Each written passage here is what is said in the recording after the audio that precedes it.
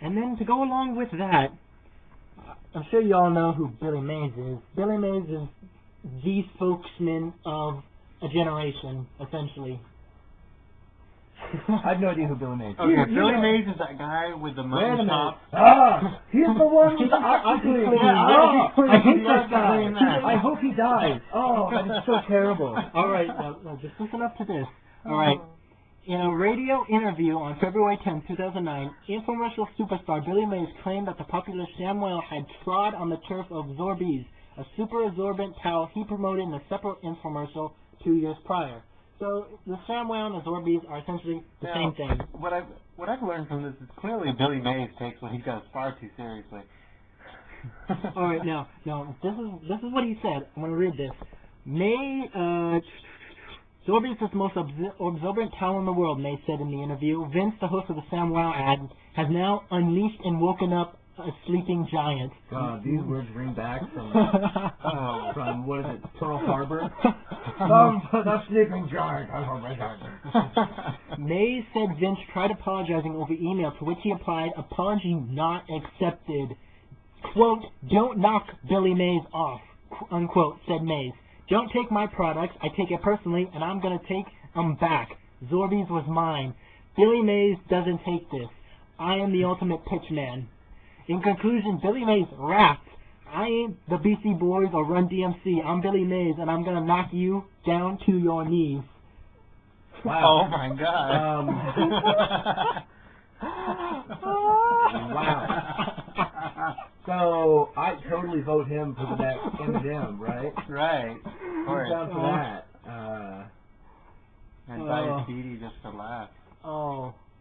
I'm Billy Mays and I promote my junk. What?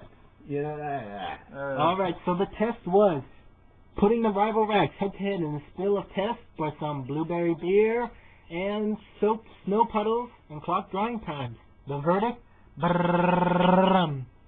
ShamWow. By a mile. Wow!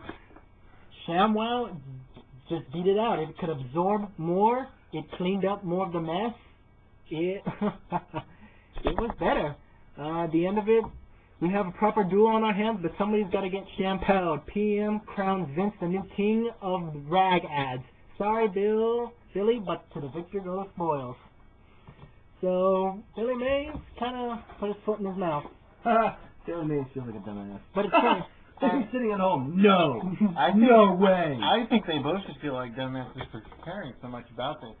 You know what? I mean, obviously, the ShamWow is a moneymaker, and Billy Mays is just trying to cash in. Of course. Yeah. But ShamWow. It has wow at the end. Yeah. Where did you head into this one? Yeah. Oh, please. Alright, ladies and gentlemen, we're just going to travel into our next topic. A woman is arrested 3 times in 3 days for drunk driving. Woohoo! Now, this is Is that a record? That should be a record. Maybe, it might be a record. This is why we say we don't encourage getting drunk and over drinking, especially underage drinking. I'm looking at you, Juan Pablo. I'm looking at you. I was somewhere where I wasn't going to have to drive anywhere, and that was the plan. Alright, before we get into this, I would just like to say, what the hell is up with the town name? Sheboygan, Wisconsin. Sheboygan in the Glazing. Sheboygan. The people of Wisconsin thought they were totally going to get pwned during World War II. So they're like, forget it, let's find a German name. Sheboygan! And they're like, alright, we're good. So, yeah, everyone here, we're German, everyone. I'm Steven, yeah.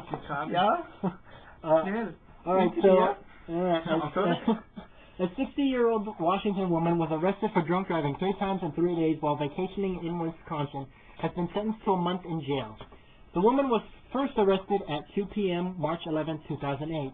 The deputy saw her trying to drive out of a ditch wearing only one shoe and had a blood alcohol content of .21. That is so hot. Oh, yeah. She's 60 years old, remember that. How big was the woman? She is so hot. 24 hours later, the woman was arrested after her car got stuck in the snow in the park camping ground that was closed for the winter. The woman told the officers she had 4 to 6 cups of wine. Lightweight. Quote, I'm still finishing up the box of wine from my car from yesterday, she told the officer. The woman spent 12 hours in jail. She was released and headed west, but was arrested a short time later after someone reported her driving all over the road. An officer found partial bottle of wine in her car. She had a blood alcohol content at that time of 0.16. Court records released Wednesday show the woman was sentenced to 30 days in jail and was fined more than $3,000. Ouch, that is one hangover she's going to be sorry from. But not only the headache, sensitivity to light and sound, now it's $3,000 and 30 days in jail. Yeah, wouldn't you empty her car? If I was a cop and I pulled someone over for drunk driving, after they sobered up, I'd take their money and clean out their car. And I was thinking, well, was it done the second or the third time that she said she hadn't finished the box of wine? The second time. Okay, exactly. They should have taken that box of wine and compensated. You know right what? there. You know what? What's the deal? They probably just looked through the car the first time, and then they looked through it the second time. I'm sure they took it out. The third time they found her, though, I'm sure she'd stopped somewhere and was like, "Hook me up, dude. I'm 60 years old. Give me a discount." You get elderly discounts. No wonder she's drunk all the time. At that age, it's over. Your life's done. And she's probably just into it because like she can get good deals. Probably, yeah. She can't let it go to waste. Speaking of illegal things. Yes, indeed. All right, ladies and gentlemen.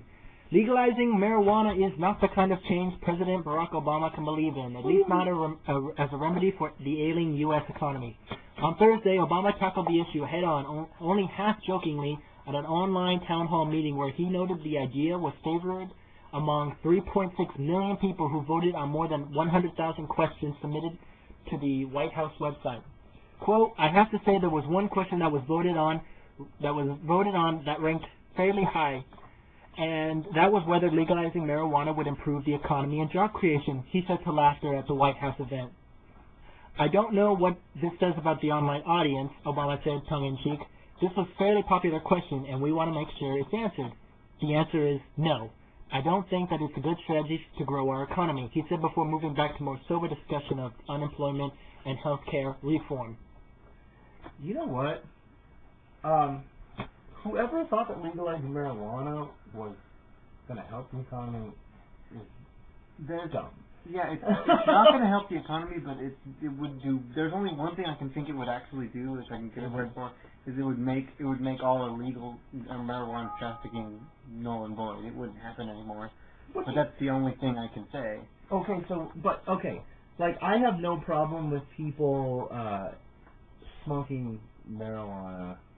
Like it doesn't really matter to me, you know, because whatever you do, and you're still like a cool person. But when people try and rationalize the decision that marijuana should be legal, none of it ever makes sense. This one guy tells me, you know, he's like this really, he's high at school basically, and he's telling us, you know, oh, legalize marijuana, you know, oh, love, no war, whatever. You know, you talk to him, and you're like, so what's the deal with the marijuana thing? And he's like, well, it's actually physically impossible to overdose on marijuana. It doesn't kill people and all this stuff. And I'm going, do you really, like, think past your own high for just a second and think about what we're going to have flooding this country if we legalize marijuana? Like, right now, the cops have the power to, like, stop people, search their cars, whatever. So we legalize marijuana. Suddenly you've got, like, drug kings. You know, we're going to have some guy like Bill Gates who monopolizes on marijuana, and who's selling it out of a marijuana empire. I don't know. You know, some crazy biologist person will probably manipulate the marijuana to either get you more high or just grow really big. You know, I don't know. Trees of marijuana in downtown New York, 60 feet high. We actually now have wood elves living in some city, you know, where they build houses out of marijuana and just kind of sit there and hang out. Maybe legalizing marijuana would be good. That's actually a really cool idea. Sounds fun, actually. Cool. Yeah. They have to have weed, though. All right.